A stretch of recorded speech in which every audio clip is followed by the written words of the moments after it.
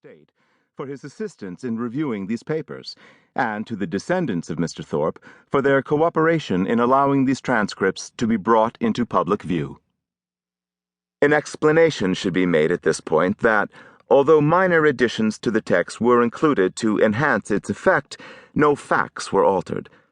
Any mistakes or misrepresentations resulting from these changes are solely my own.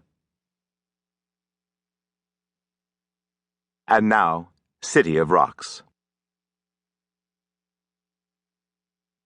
Joseph Roper interview. Pocatello, Idaho. February 8, 1938.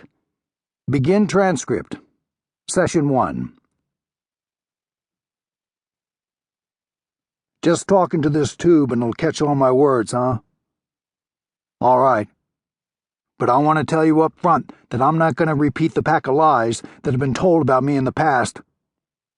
I ain't no hero, and I never was called the Idaho Kid, like that Sacramento newspaper claimed last year. They came out here and took my picture and asked a bunch of questions, but what they printed afterward wasn't nothing like what I told them. So if that's what you're planning to do, you can just take your recording machine there and leave. All right. I'll trust you that you'll copy this word for word and help put a stop to the fabrications I keep hearing about that incident. You asked me to tell my story from the beginning, but I'm not really sure where that is. I want you to know what happened, but I also want you to know why it happened. That's not as easy to put into words.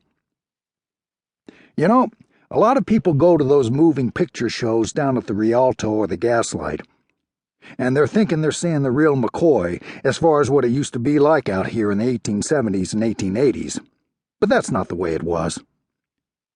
The fact is, when it comes to the truth, those movie folks don't know squat.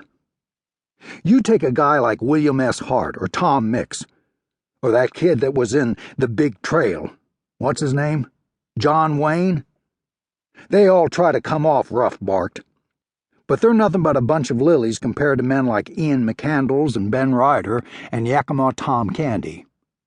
Those boys, McCandles' gang, they're what the dictionary had in mind when it described rough-barked. McCandles' men would have ate those Hollywood cowboys for breakfast and been hungry again before noon. I'll tell you something else I've noticed about those cowboy pictures. They're clean. Fancy boots and engraved colts, and barely a smudge of dirt anywhere. What happened out there in City of Rocks wasn't clean. It was grimy and smelly and gut-numbingly cold. And it was scary.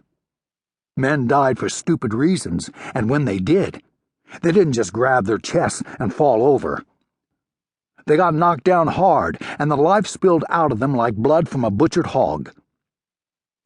I guess I ought to know since I was there, since it was me who did most of the killing that day. The beginning?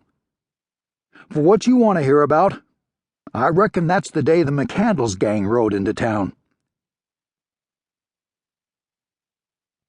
Back then, Coalville was just a little one-dog town stuck way the hell out in southern Idaho, where God didn't get to very often. I'd been working for Sheriff Hackett off and on for several years by then. Sid was the sheriff in Coalville, but he ran some cattle on the side, and it was my job every spring to run his cows up into the Black Pine Mountains northwest of us, then go fetch 'em home again in the fall.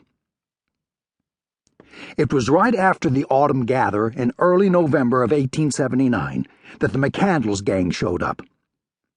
I'd just come in myself, pushing about 45 head of mostly Hereford stock, 38 of them with white-faced calves trotting along at their mother's sides. Herb Smith, who ran the livery, saw me coming and walked out to open the gate to his largest corral. He helped me shoo the leaders inside, and the rest of the herd followed along without hesitation. Then he swung the gate shut and latched it. I can still hear his voice in my mind, like it was yesterday.